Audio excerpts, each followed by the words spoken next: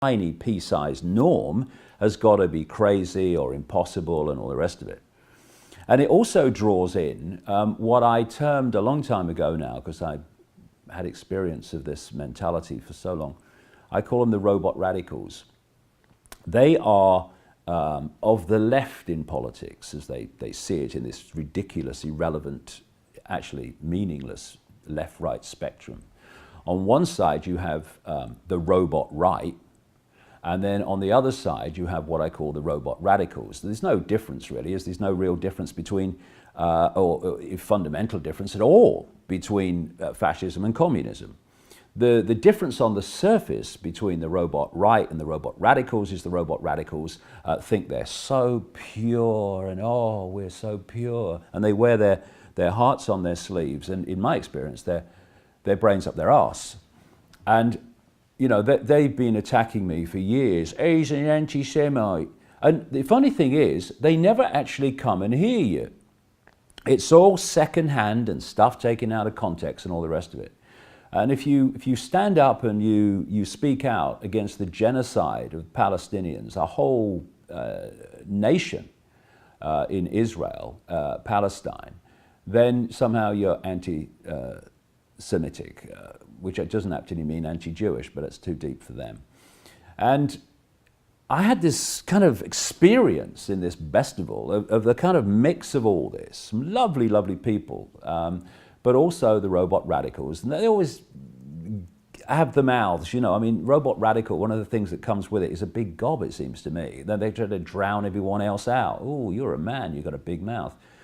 And what happened quite early on in the talk, as you'll see, is a girl jumps on the stage and reads some out of context stuff from my books. He's an anti-Semite, in other words, you know. And then what she did, after mouthing off, she left, not staying to listen what I really say and all the rest of it. Couldn't care less, because they're not into what someone's saying. They're just into posturing their own fake purity and trying to undermine and turn people against someone who's trying to point out that we, ironically, little girl in a woman's body, that we are heading so fast into a fascist global state. And so it was good, in a way, to have this mentality there as just a confirmation of how easy it is for the few to control the many, when they allow themselves to be programmed with these software perceptions that they've taken from the system. You are a left-of-centre radical. This is how you act, this is what you say. Okay, yes, sir. And you are of the robot right. This is how you act and this is what you say. Yes, thank you, sir. And so it goes on. And they think they're free thinkers. Software programs on legs. And then, I don't know where he came from, to be honest, but you'll see a guy in this event. I was going to go out and talk, as I do, but the organizers had arranged for this bloke to come on the stage with me and, quote, interview me. Well, didn't actually do that. He just set out to undermine what I was saying and interrupt at crucial moments when I was connecting dots, so that the thought was never finished.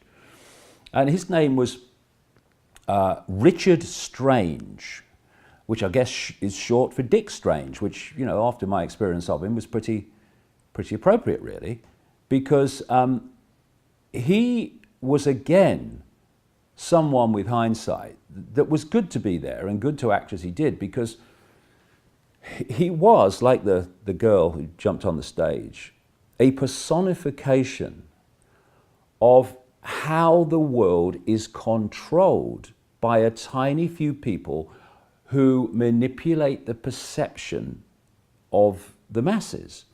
This is a chap who's never done any research into the detail of what I'm saying, never read any of my books, knows basically nothing about what I'm saying, and has a range of perception that is so tiny, it's unbelievable. And anyone like me who's talking outside of that perception, the perception can't encompass that possibility. So the person saying it has to be crazy or deluded. What they don't realize is they're the ones that are deluded. They're deluded by the pea-size breadth of their sense of perception. Because this is very important. If you do not have a sense of perception that is movable, then you're in a box. You're in a box of perception, and you will never get out of it until your perception of the possible moves. The other point, just finally, is that at the end, I came off, and one of the security people said, we've got a car coming to take you to your car, which was a long way away in one of the big car parks, about an hour's walk away. And I said, no, I like walking. I'll walk back, thanks. He said, no, we've had threats of violence against you, so we're going to put you in a car and take you back to your car for your safety. I said, you must be bloody joking, mate. I don't do intimidation, thank you. I'm walking back to my car on my own, which I did, actually, with a couple of people who were chatting to me in the end. And it's funny that, you know, these people who threaten this, the robot radicals, he's anti-Semitic, I want to hit him. They're the ones that go on anti-war marches and think they stand for peace. And also they think they stand for freedom of expression. But you know what they stand for? Just like the robot right? Their freedom of expression. Thus, anyone who is expressing something outside of their belief system, that is not a freedom of expression that they're prepared to accept. Only what they believe should have freedom of expression, not what they don't believe. And so you get this whole situation of, you know, I stand for peace, stop the war, I want to punch him, he's saying something I disagree with. You know, hit me with your head, mate, you know, you'll do yourself less damage, you know. So it was an interesting day, and kind of encompassed so many things. And to stand there and see, I think, you know, the majority of the audience, pretty much, that were kind of open and, you know, awakening to another reality of the world and self and everything. But they were the quiet ones.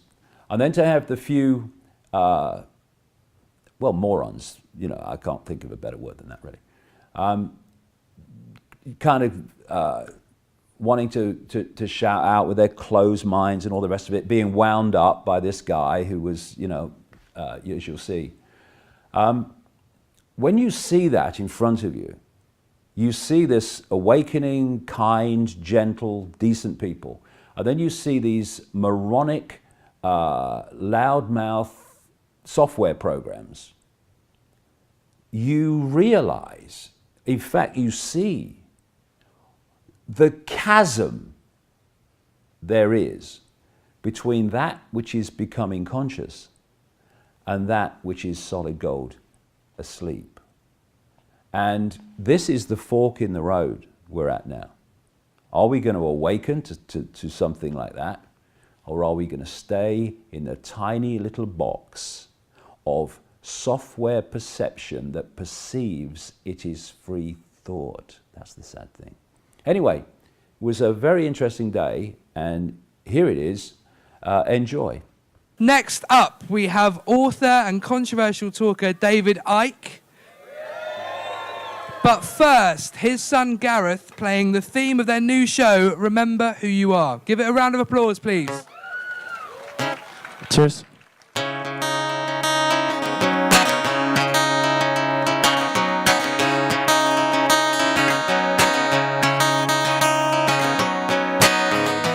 We were born pushed to the floor. We won't be downtrodden anymore. Learn a roll. Want yourself with settled scores. With all my height, stand with shoulders wide. Step clean out of line. Hold my head up high. They can't take my eyes. I still take to flight. They can't break my mind. For what I'm born with is mine. Remember who you are. Remember who you are.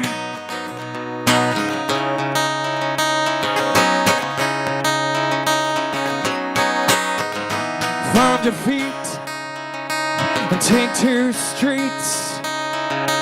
None comply with glorious belief. The best elite has no power over me.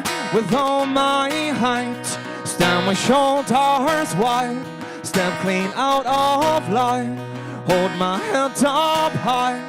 They can't take my eyes, I still take to flight. They can't break my mind, for what I'm born with is mine. Remember who you are. Remember who you are.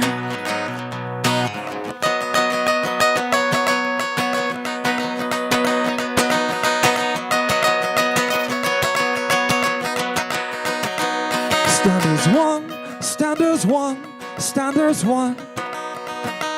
Stand as one, stand as one, stand as one. Stand as one, stand as one, stand as one. Stand as one, stand as one, stand as one.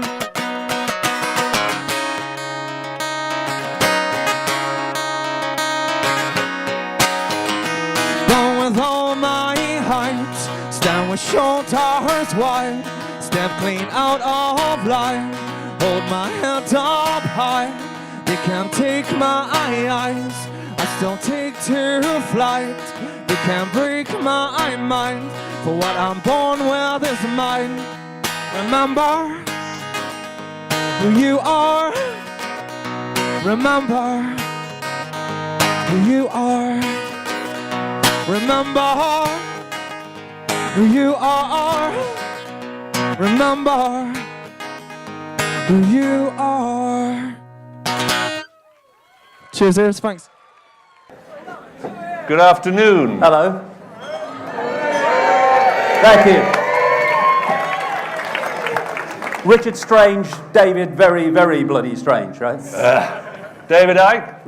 My name's Richard Strange, and for the next hour, we're going to have a chat, basically. I suspect David might get a few more words in than I do, but that's only fitting for the interviewer-interviewee dynamic. You're here to hear what he has to say, and I'm here to press the buttons to get him to say it, I guess. I do a show in London called A Mighty Big If, which is a chat show. I normally do a one-to-one, usually with artists, so interviewing David today is going to be a new and I'm sure very interesting, provocative, maybe controversial, and certainly engaging experience for all of us. So I do hope you'll enjoy it. So give a very big hand for David Icke. Thank you. Thank you.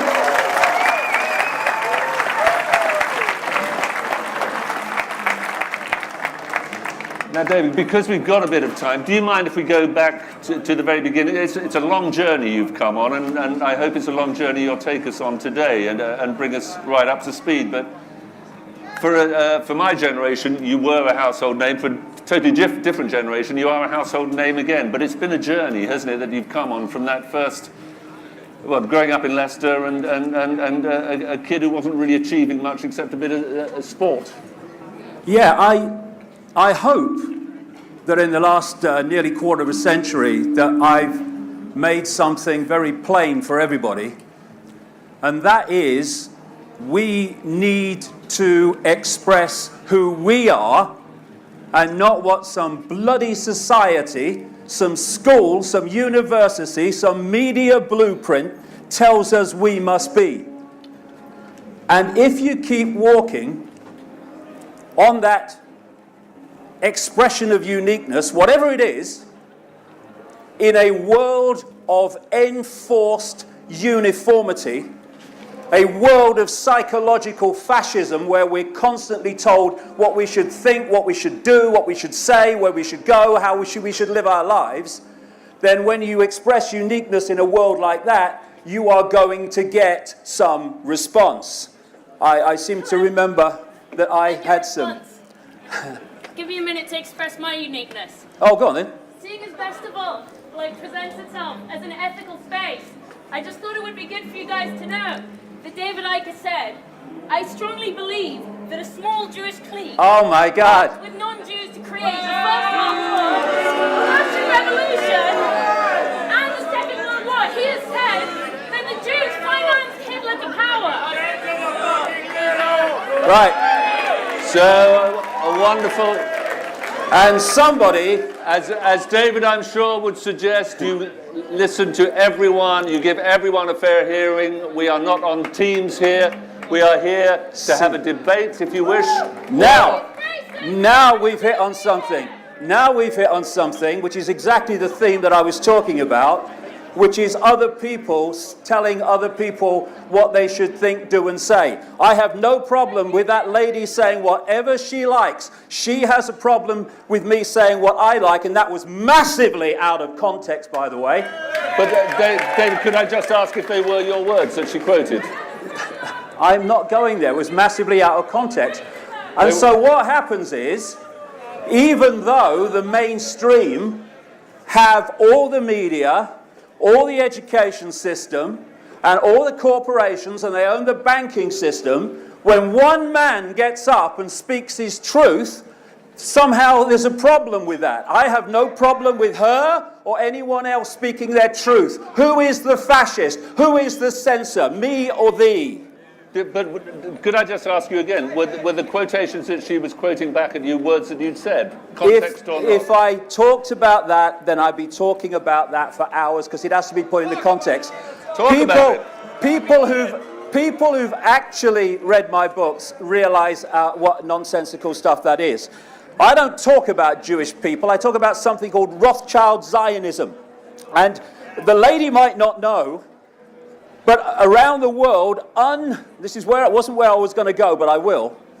Around the world, unpublicized by the mainstream media, go on the internet and find it, are large numbers of Jewish people who actually protest against Zionism. Because Jewishness, the race, whatever you want to call it, and Zionism, the political philosophy, are not the same thing. And I'll tell you something else. As we speak, there is a whole people in Palestine undergoing systematic genocide. Who is speaking out for them? This is not about race, it's about decency. Anyone sees my philosophy on the nature of reality, remember who you are. Yeah, so who are we? What is this reality that we're experiencing? We are consciousness, infinite awareness, having an experience called David Icke, Charlie Jones, or Ethel Smith.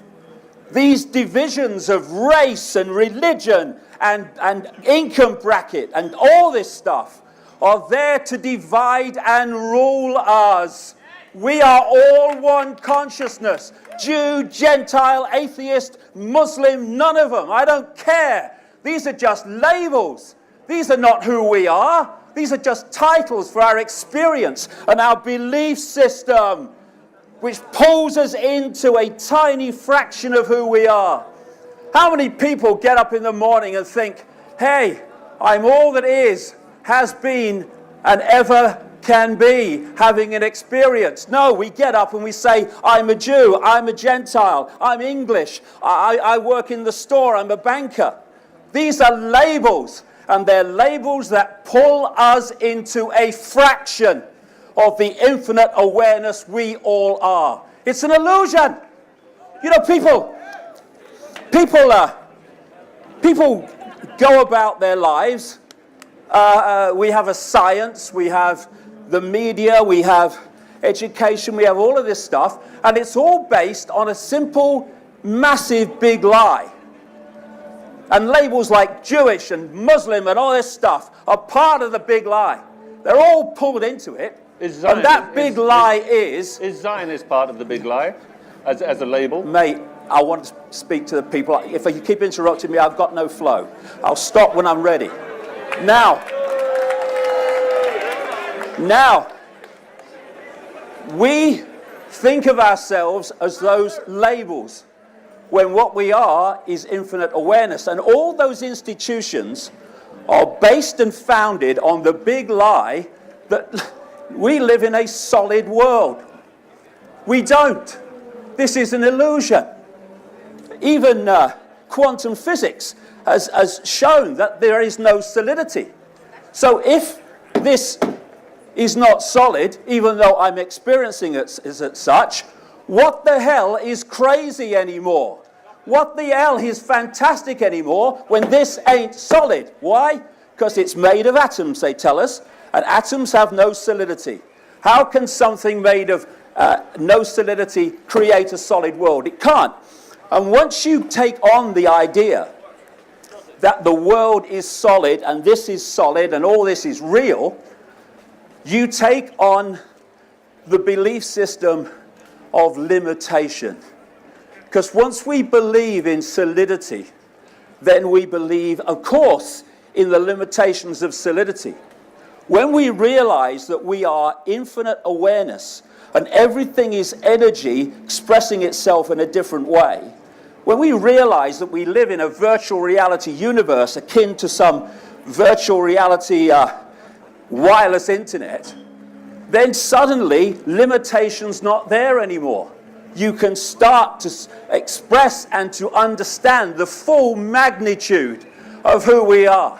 Jew, Gentile, anybody, labels, irrelevant. We take them seriously. They divide and rule the many so the few can control the direction of the world. Could you tell me here, what is the point of the conspiracy and who is running it? Well, for 25 years I've been going down this road of uncovering a global conspiracy. And the reason that so many people come to my work today, having ridiculed me and dismissed me years and years ago, is because what was in my books years ago is now on the television news. And it's quite simply, there is a network of families, no, not Jewish, a network of families that are sitting on top of the banking system, the media, the corporations, governments of any party. This is why, you know, Blair gets replaced by Brown, gets replaced by Cameron. What changes? Bugger all. Bush gets replaced by, oh, Mr. Change, Obama. What changes? Bugger all. Why?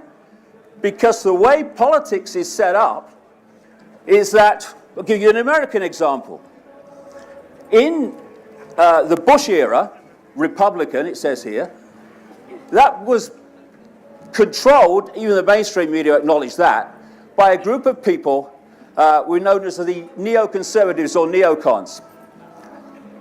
The Democratic Party in America is controlled by a cabal just the same that I call the democons. It includes people like George Soros, the financier, and Zbigniew Brzezinski, Jimmy Carter's former national security advisor. Now, the neocons and the democons at the next level answer to the same force, meaning whoever's in power, they're in power.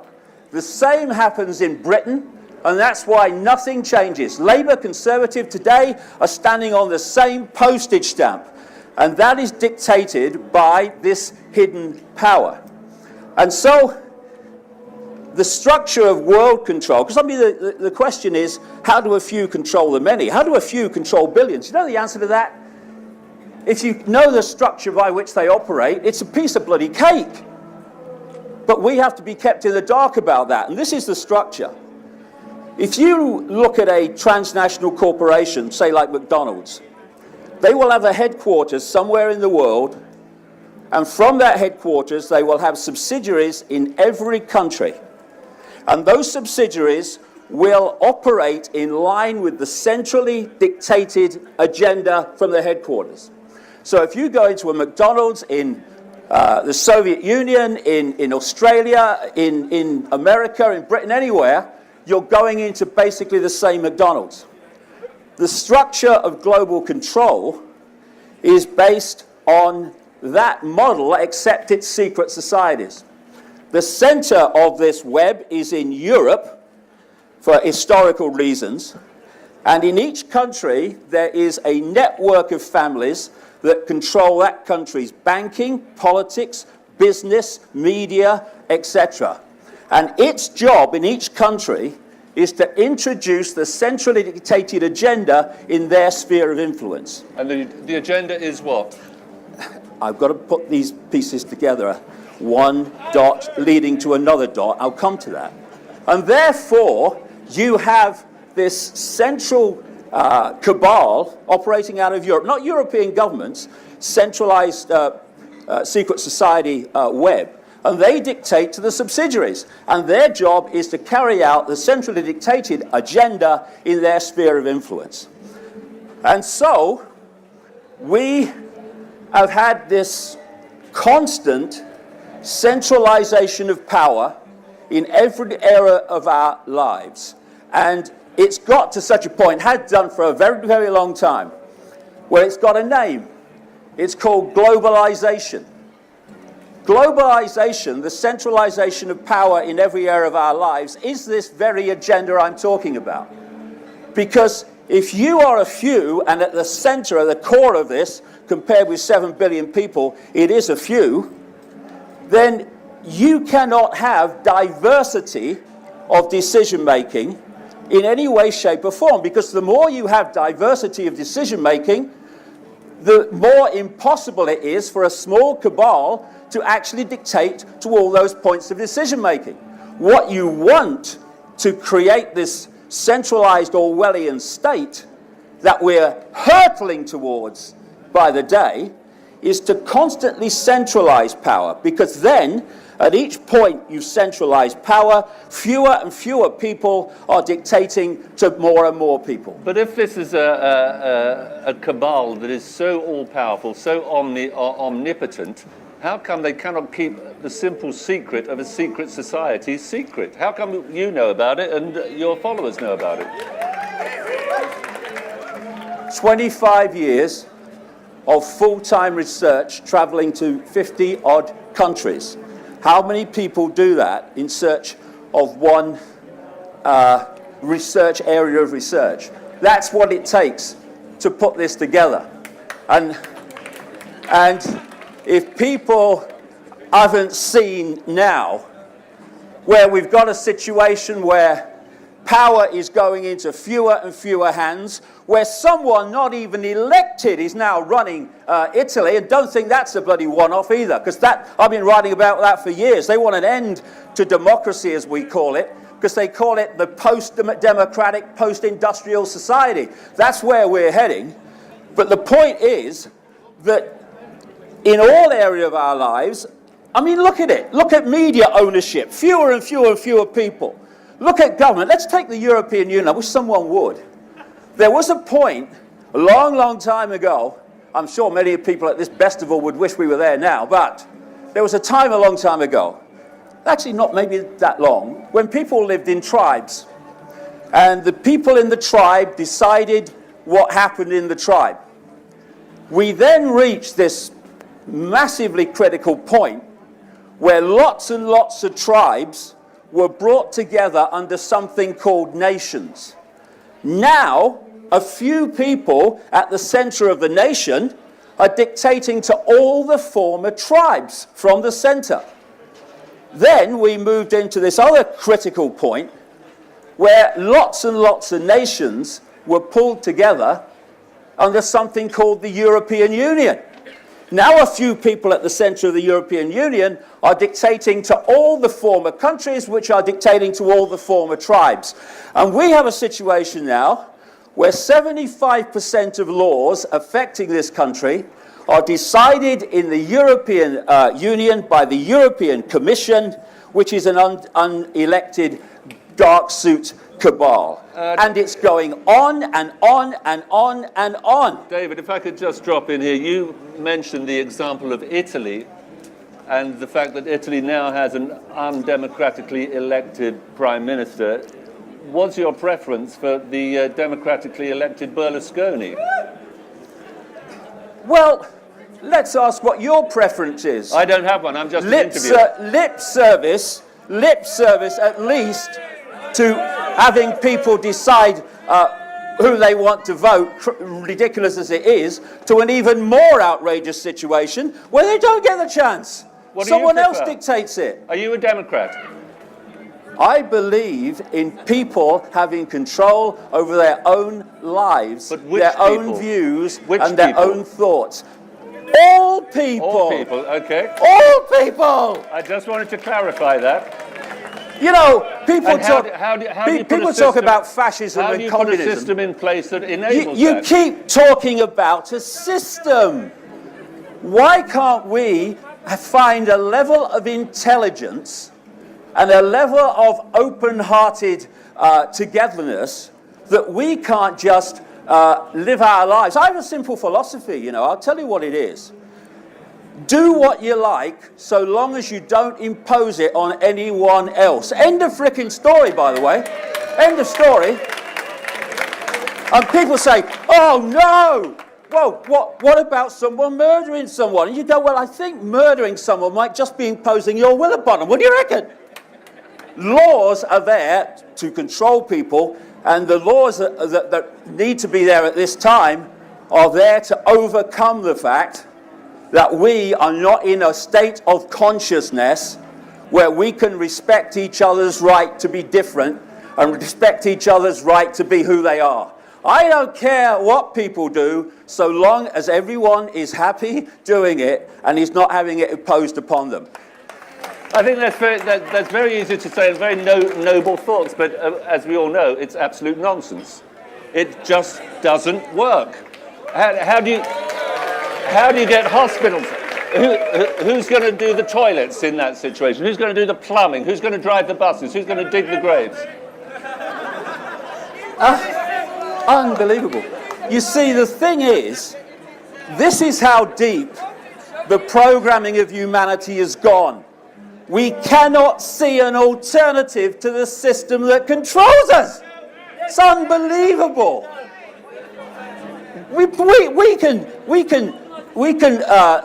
live us in a society without being told that we must do this and must do that. Why? Unbelievable. You know what education is?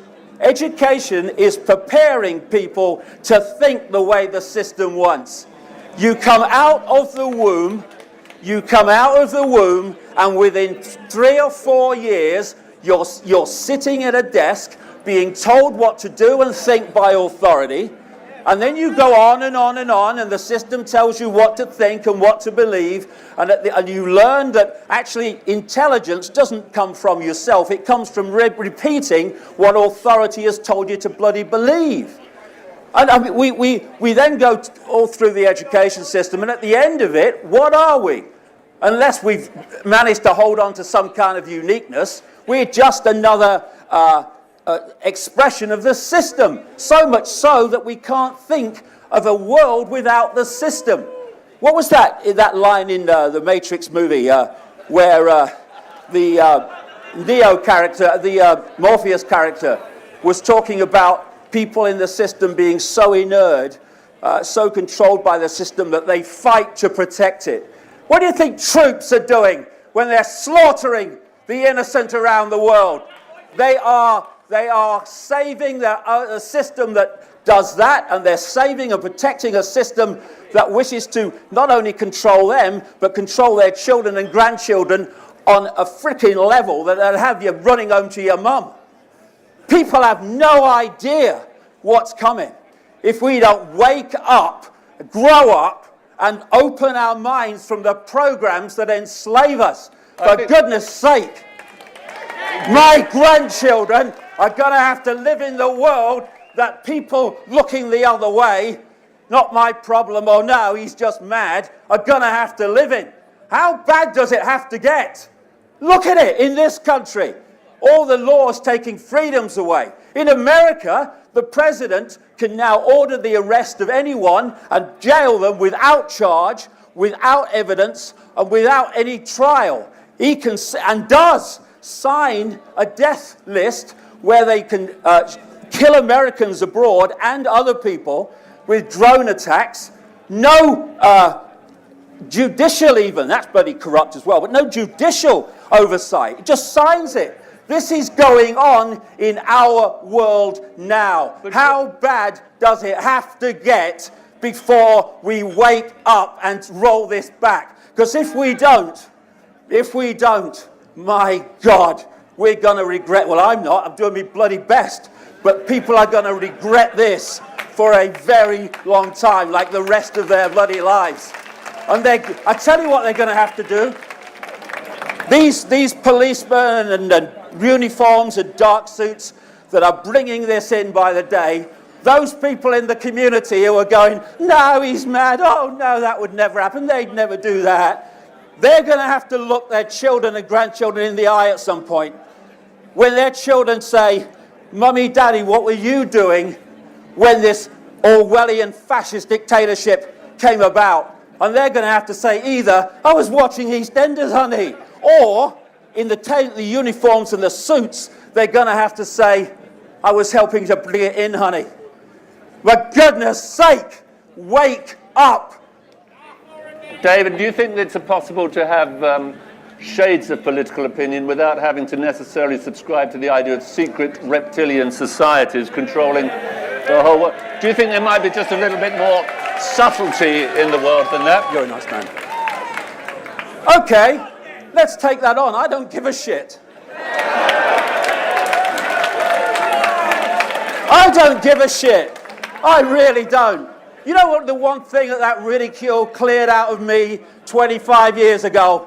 The fear or concern with what other people think of me. And I'll tell you that is the greatest freedom you can imagine. How many people in this world can say that? Eh? So let's take the reptilian thing on.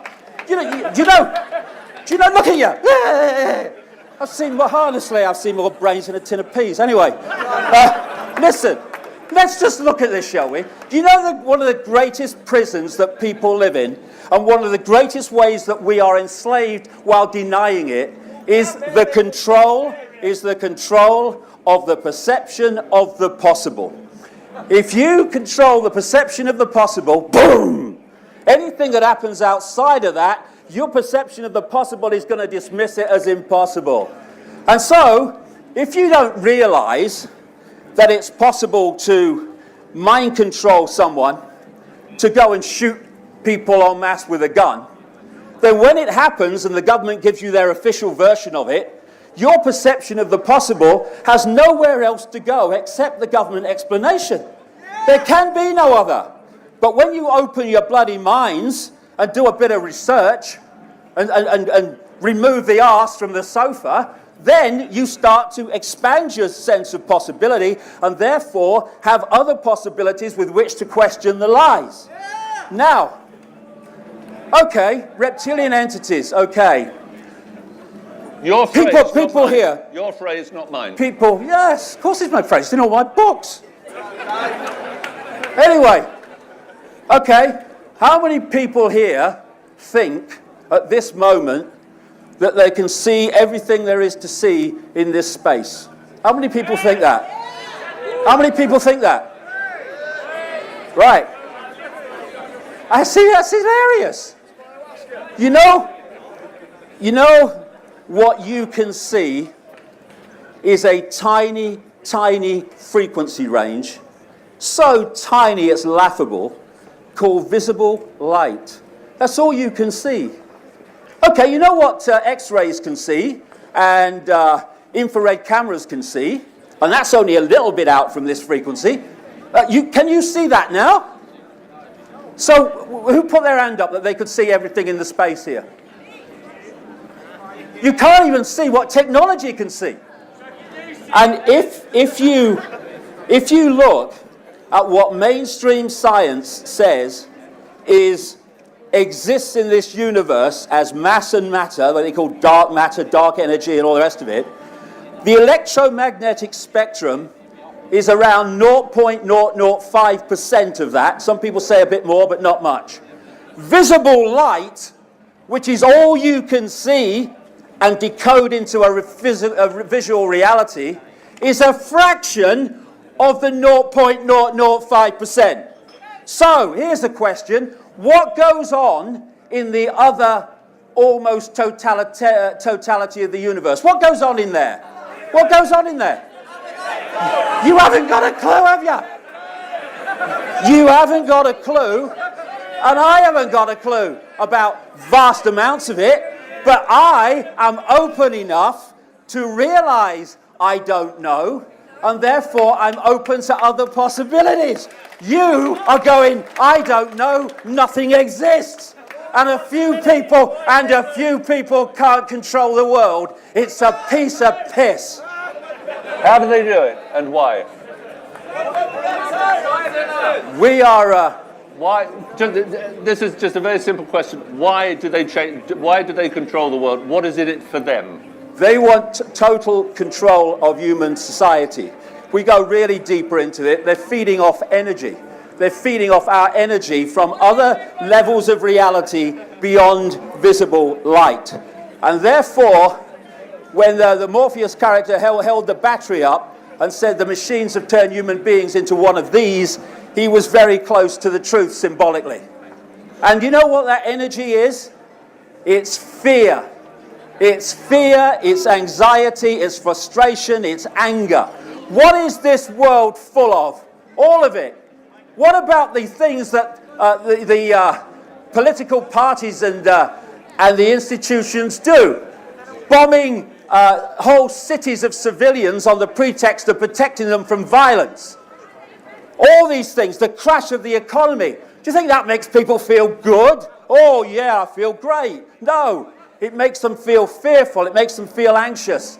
All the energy that we're giving off, which is exactly what they want. And you know something? I speak to a lot of people around the world. But of course, except at a place like this, most of them come because they know where I'm coming from. But when I do speak further afield, lots of present company here accepted, by the way, I see how easy it is for the few to control the many. It is so easy, it is pathetic. And we are heading towards a society where we will be living a life which would make George Orwell wince. Now there's the thing. George Orwell. Some people said to me, give me a chance or an explanation of what the world is like that they want to create. And if anyone does that, is happening before our eyes. And I'd say to them, read two books. 1984 by George Orwell, real name Eric Blair, and Brave New World by Aldous Huxley. Brave New World was published in 1932, and 1984 was published in 1948. When we look back from the perspective of 2012 at what's in those books compared with society now, they are stunning in their prophecy. Unbelievable. Now, how did they do that? How did they do that? Why were they so accurate? Because, oh, don't be a prass all your life. Have a day off. Enjoy yourself. George Orwell, Eric Blair, went to Eton College, where the royals go. His French teacher at one point was Aldous Huxley. Aldous Huxley was a member of an elite secret society called the Fabian Society. He introduced Eric Blair, George Orwell to the Fabian Society.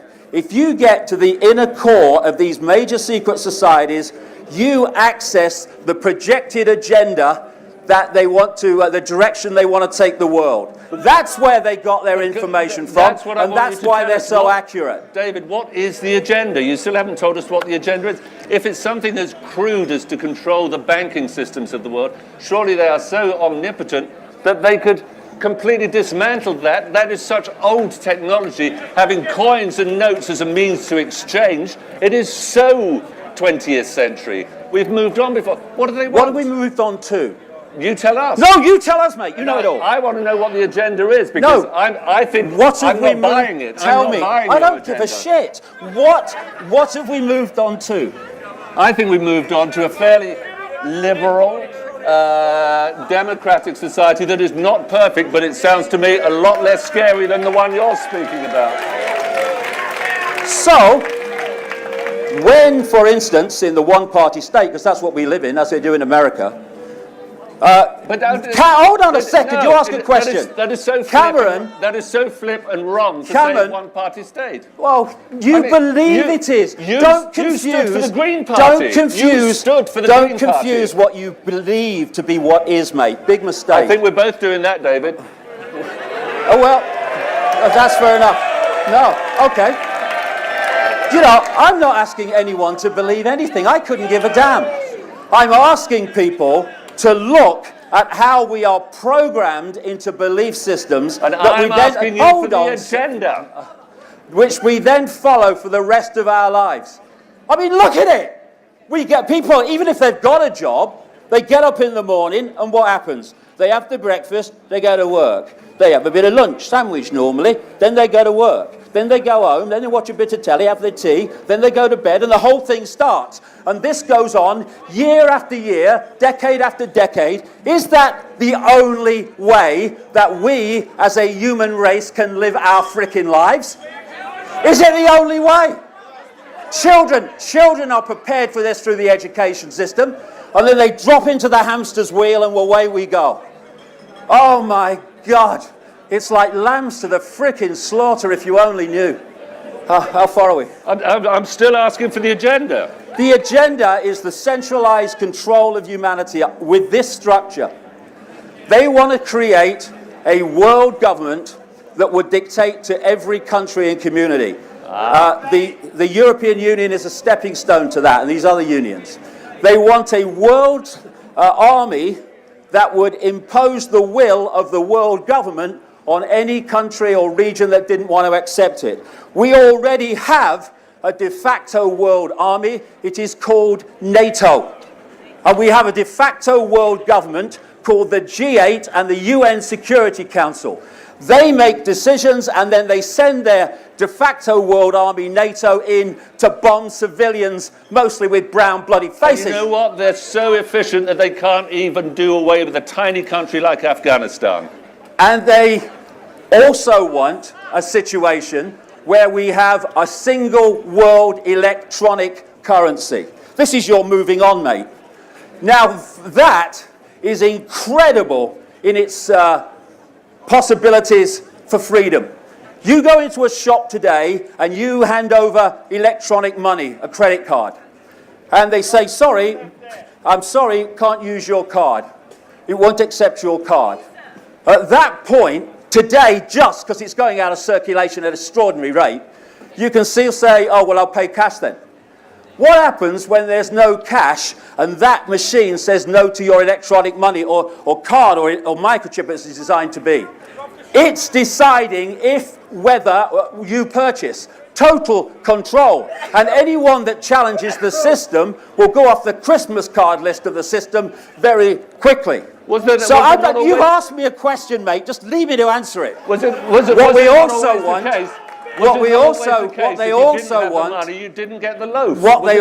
want is a world central bank that dictates all global finance.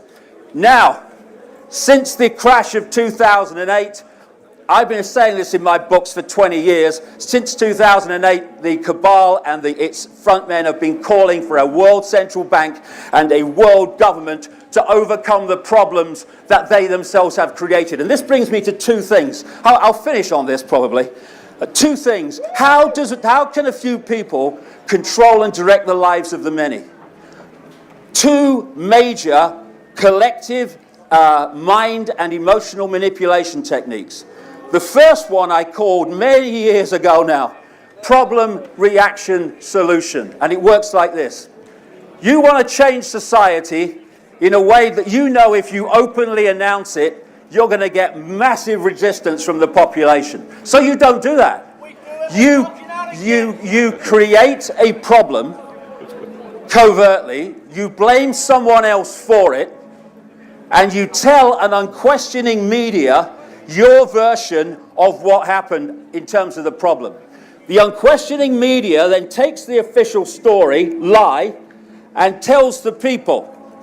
At stage 2, they're looking for a reaction from the people of fear, of outrage about the problem, and a response that says, something must be done, this can't go on, what are they going to do about it? And at that point, those who've covertly created the problem and gleaned that reaction then offer the solutions to the problems they have themselves created. And what are those solutions? They are changing society in line with the fascist, centralized Orwellian agenda. Second one of these techniques is what I call the totalitarian tiptoe. It goes like this. You're at A, you know you're going to Z. But you know if you go in big leaps to Z, the change is so blatant that people look up from the game shows and EastEnders and go, what's going on? And so you don't go in big leaps, you go as fast as you can get away with, but not so fast that you alert too many people to the pattern. And eventually, you get through by making these steps, each promoted as totally unconnected to all the other steps, but when you put them together, they're going in the same direction. I've just described how the European Union came into being. It was sold years ago, back in the 50s, as a free trade zone, good for jobs. But provable fact, their own documents. There was a man called Jean Monnet, so-called father of Europe. He wrote it in a letter to a friend on the day after I was born, April the 30th, 1952, and said, and I paraphrase, we are going to go to the superstate in steps. This is in 1952, and each one is going to be sold as having an economic purpose until we cross the line where we've got so much control that the job's done and people don't even know it's been done. And they're still doing it. When you want a world single currency, the euro is not an end, it is a stepping stone to an end. The euro was brought in simply to mop up the mark, the guilder, the lira, and all the other currencies of Europe. In one swoop, gone! And now they're just in the process, eventually, not necessarily tomorrow, of crashing the euro, and they'll go on to the next step. We have so many constant problems in the world, so many crises, for goodness sake, because under problem, reaction, solution, you need constant problems and crises to offer constant solutions to keep this moving. Look where we are, for goodness sake, in terms of human freedom. Cameron came in and said, I'm going to roll back the Big Brother state. What has he been? The Big Brother state on bloody steroids. Because there's no contract when you run an election campaign, no contract between you and the people. Obama can say, I'm going to close Guantanamo Bay and then get into power and not do it. There's no contract. This lady, Prime Minister of Australia, can come to power saying there's not going to be a carbon tax under my government and then introduce it. No one can stop her because there's no contract. It's simple. Tell them what they want to hear. Get the vote. Do as you frickin' like. How much longer are we going to take this? Okay. Human race, get off your knees. I think we might just take a couple of questions here before we wind up on what's been a very interesting talk. Hold on a minute. If I could just say, David's book, or David's books and tickets for his shows are, of course, available with this very same electronic currency that he purports to so do you know something? If I could personify how easy it is to control the world. Yeah. Okay, so a question from the gentleman down here. Unbelievable. Babes in bloody arms. What? Why is it? I've asked that question many times. Why lizards? Oh, why lizards, David? Okay. Why not? Well, why not? Why humans? Why humans? Why humans? Why not? Why humans? No, it is. It is answering you. You're saying to me why lizards, and I'm saying to you as an answer, why humans? Why not? Why not lizards? That's unbelievable. That's the level of debate that we've reached. Why humans? The answer to why is why not. Lady over there. So humans. Here we go. Here we go. I want to pick up this point. Okay. Why humans? Because humans have two legs. Okay, so here we go with the state of possibility banging against the belief system. So this Only humans, any color human, can a black human have two? Yeah, I suppose they can. They can have, a black human can, a Jewish human can, an English human can, but no other genetic form can have two legs. What? What? What are you talking about? Why not? I didn't say that. You did. You regret saying it, but you said it. Just tell us about the lizard. I can't hear that.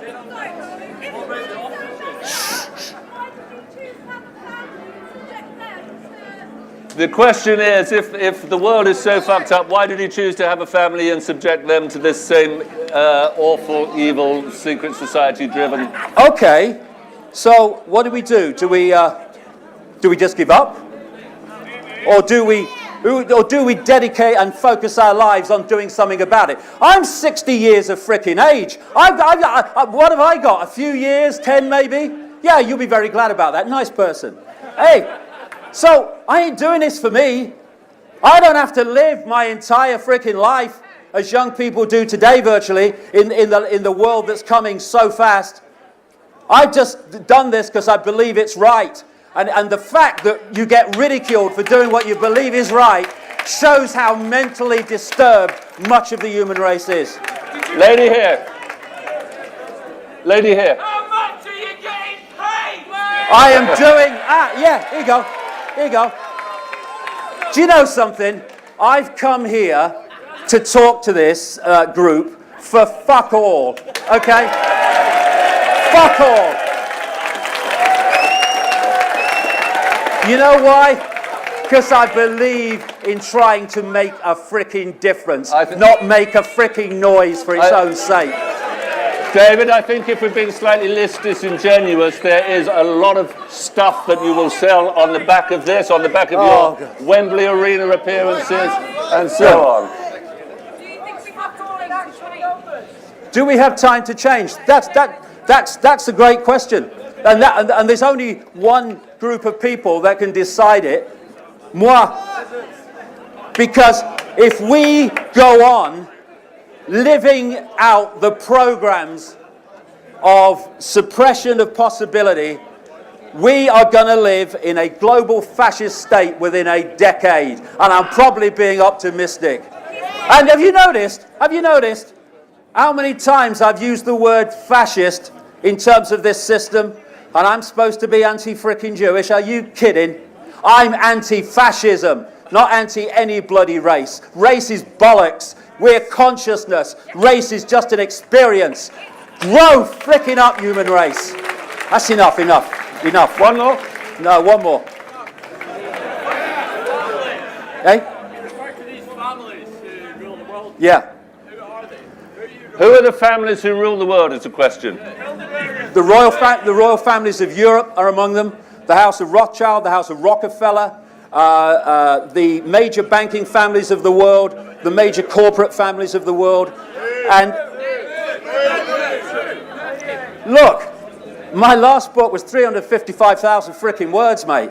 If you're interested in the names and the detail, read the frickin' thing.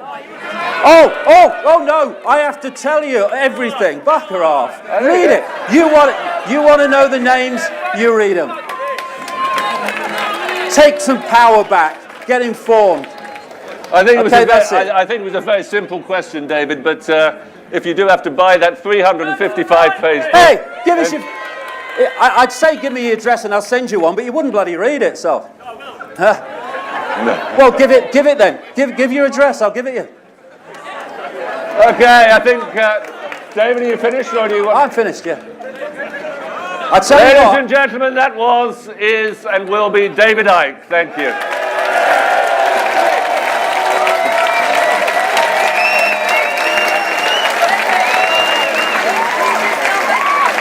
Yeah. Hey, for those that listen with an open mind, thank you and congratulations. For those who listen with a closed mind, 5 to 10 years from now, you're going to remember this moment. See ya. All the best.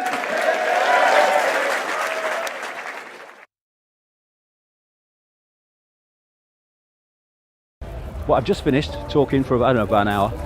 And what you get is when you come to something like this is you get people who know what you're saying and, you know, are sort of with you, and you get those that just turn up. Because that David Icke bloke, he's mad in it, let's go and see him.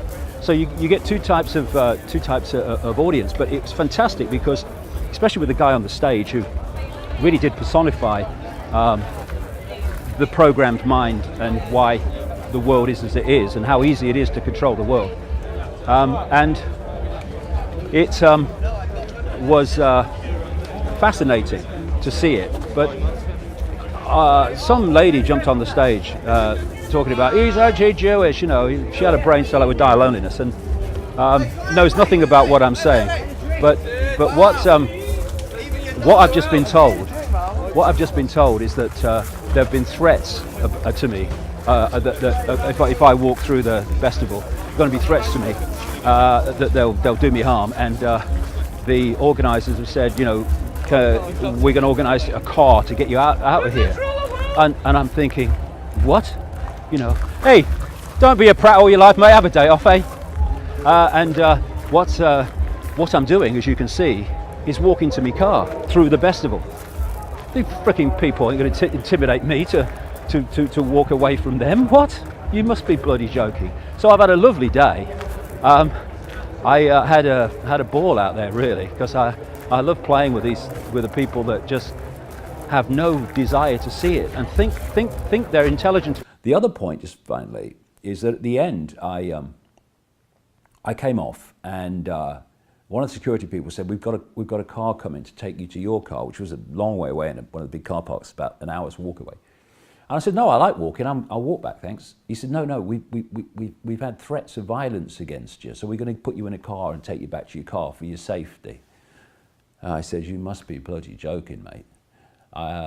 I don't do intimidation, thank you. I'm walking back to my car on my own, which I did, actually, with a couple of people who were chatting to me in the end. And it's funny that, you know, these people who threaten this, the robot radicals, he's anti-Semitic, I want to hit him. They're the ones that go on anti-war marches and think they stand for peace. And also they think they stand for freedom of expression. But you know what they stand for? Just like the robot right? Their freedom of expression. Thus, anyone who is expressing something outside of their belief system, that is not a freedom of expression that they're prepared to accept. Only what they believe should have freedom of expression, not what they don't believe. And see there as just a confirmation of how easy it is for the few to control the many when they allow themselves to be programmed with these software perceptions that they've taken from the system. You are a left-of-centre radical. This is how you act. This is what you say. Okay, yes, sir. And you are of the robot right. This is how you act, and this is what you say. Yes, thank you, sir. And so it goes on, and they think they're free thinkers. Software programs on legs. And then, I don't know where he came from, to be honest, but you'll see a guy in this event. I was going to go out and talk, as I do, but the organisers had arranged for this bloke to come on the stage with me and, quote, interview me. Well, he didn't actually do that. He just set out to undermine what I was saying and interrupt at crucial moments when I was connecting dots so that the thought was never finished. And his name was Richard Strange, which I guess is short for Dick Strange, which, you know, after my experience of him was pretty appropriate, really, because he was, again, someone with tiny pea-sized norm has got to be crazy or impossible and all the rest of it. And it also draws in what I termed a long time ago now, because I had experience of this mentality for so long, I call them the robot radicals.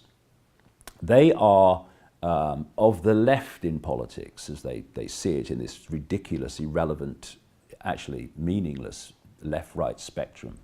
On one side you have the robot right, and then on the other side you have what I call the robot radicals. There's no difference really, as there's no real difference between, or fundamental difference at all between fascism and communism. the difference on the surface between the robot right and the robot radicals is the robot radicals think they're so pure and, oh, we're so pure. And they wear their hearts on their sleeves. And in my experience, their brains up their arse. And, you know, they've been attacking me for years. He's an anti-Semite.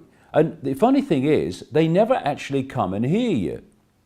It's all secondhand and stuff taken out of context and all the rest of it.